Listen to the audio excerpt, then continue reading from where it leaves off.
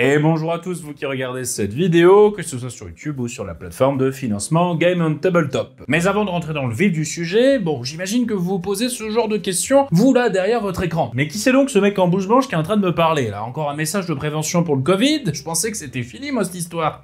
Non, rassurez-vous, tout va bien, tout va bien. Du coup, moi c'est le Scénarurgien, petit youtubeur de 7000 abonnés qui parle de plein de sujets autour du jeu de rôle avec des conseils autant pour les joueurs que pour les MJ, du world building, de l'écriture de scénarios, et j'en passe et j'en passe. Mais aujourd'hui, comme je le disais, je suis là pour vous parler de mon nouveau projet en financement participatif, RPG, Storymaker, Horreur et Occultisme, qui est un deck de 81 cartes destiné à vous aider à écrire un scénario horrifique pour vos scénarios d'épouvante, comme du Cthulhu, du Cult, du Monster of the Week et bien d'autres jeux de rôle dans le style. Tout ce que vous avez à faire, c'est de tirer quelques cartes réparties en différentes catégories et de laisser votre imagination faire le reste, tout juste ce qu'il faut en somme pour conjurer une bonne fois pour toutes le syndrome de la page blanche. Ce deck fait suite à RPG Storymaker, le premier projet de cette série et dont le thème se veut plus généraliste. Même si bon, rassurez-vous, vous aurez assez d'amplitude pour interpréter les cartes comme bon vous semble. Ce qui rend n'importe lequel de ces deux decks adaptable à bien des styles d'ambiance. Mais bon, comme un exemple vaut mieux qu'une longue explication du concept, et bien en avant pour un petit tirage d'illustrations, qu'en dites-vous?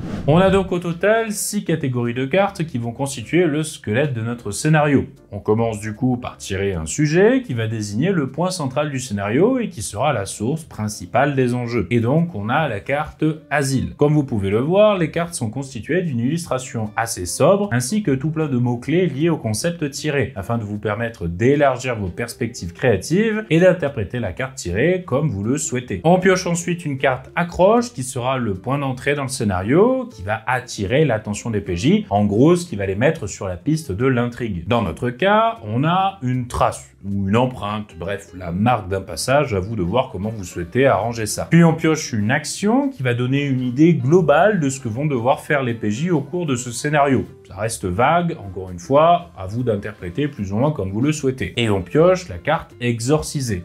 Voilà qui commence déjà à se préciser en termes d'intrigue. Ensuite, on pioche une carte alliée qui va représenter un ou des PNJ qui seront là pour aider ou assister les PJ durant le scénario. Et dans notre cas, on a la carte médium. À noter que les PNJ peuvent plus ou moins venir aider les PJ en fonction de vos choix et de leurs choix aussi. Puis forcément, après les alliés viennent les menaces. En d'autres termes, les dangers et autres obstacles périlleux qui vont se dresser sur la route des PJ pendant le scénario. Et on a la carte invisible. En gros, un ennemi qui ne peut pas être vu du commun des mortels pour une raison qui vous restera à définir. Et enfin, il ne reste plus qu'à tirer une carte bonus qui est un tout petit peu spéciale car elle regroupe plusieurs concepts assez vagues destinés à apporter plus de profondeur narrative à une carte déjà tirée. Donc ça veut dire qu'il faudra choisir avec quelle carte de notre tirage on la combine. Et on a la carte possédée avec encore une fois bon nombre de concepts qui y sont liés. Du coup là on va dire qu'on la lie à la carte Asile, comme ça arbitrairement pour l'exemple, mais on peut choisir une autre carte sans soucier, ce qui transformera forcément le scénario final. Du coup, voilà notre tirage. Et vite fait comme ça, on peut déjà imaginer un squelette de scénario typé horreur. On pourrait dire qu'alors que des investigateurs enquêtent sur des disparitions dans un village, ils découvrent des traces sur une scène de crime qui les mène à un asile psychiatrique encore en service. Après quelques recherches effectuées au sein des lieux, tout porte à croire qu'un être maléfique possède une personne dans l'asile et la transforme en bête sanguinaire à la tombée de la nuit. Le souci, c'est qu'il va falloir trouver qui est le meurtrier possédé parmi les patients ou les employés de l'hôpital. Peut-être que les investigateurs pourront compter sur l'aide d'une médium qui les aidera à identifier le coupable, mais l'exorcisme ne sera pas forcément des plus aisés, et encore, comme je le disais, faudra-t-il identifier le bon individu à exorciser.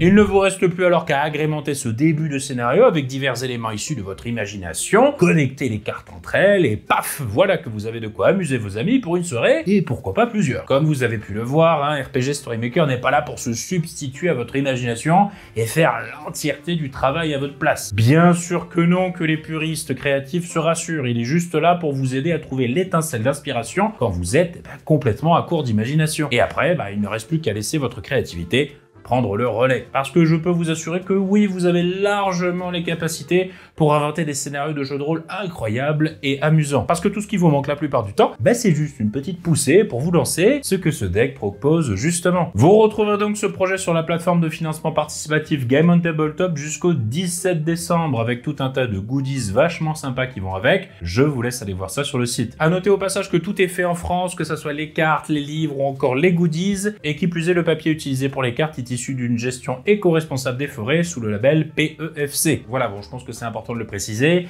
histoire de changer un petit peu des trucs qu'on voit tout imprimés en Chine. Pour une fois, voilà. Ah oui, important de préciser aussi, les images et les illustrations que vous voyez sont garanties sans usage d'intelligence artificielle. Voilà, ça aussi, il faut le préciser maintenant. Bientôt, je devrais prouver que je suis pas un hologramme aussi. Imaginez, ça serait fou quand même. Voilà. Au passage, j'ai aussi créé un jeu de cartes similaire, mais destiné à la génération d'aléas pour donner un peu plus de peps à vos combats de JDR, ainsi qu'un livre de 140 pages qui traite en profondeur de ce sujet justement. Tout est disponible sur ma boutique en ligne, vu que ce projet a déjà été financé avec succès l'an passé. Et oui, ça charbonne par ici, on ne va pas se le cacher. Et bien évidemment, si vous aimez les jeux de rôle et que vous souhaitez en apprendre plus sur le sujet, n'hésitez pas à vous abonner à ma chaîne YouTube pour ne rien rater de mes futures vidéos et autres news sur le projet, ça fait toujours plaisir. Et voilà qui conclut cette petite vidéo de présentation. Merci par avance si vous portez ce projet vers une belle réussite encore plus éclatante que les précédentes, je compte sur vous. Je vous fais à tous de très gros bisous et je vous souhaite de passer une excellente semaine. Et comme je le dis à chaque fois dans mes vidéos, c'était le Scénarurgien. À ciao, bonsoir, les studios.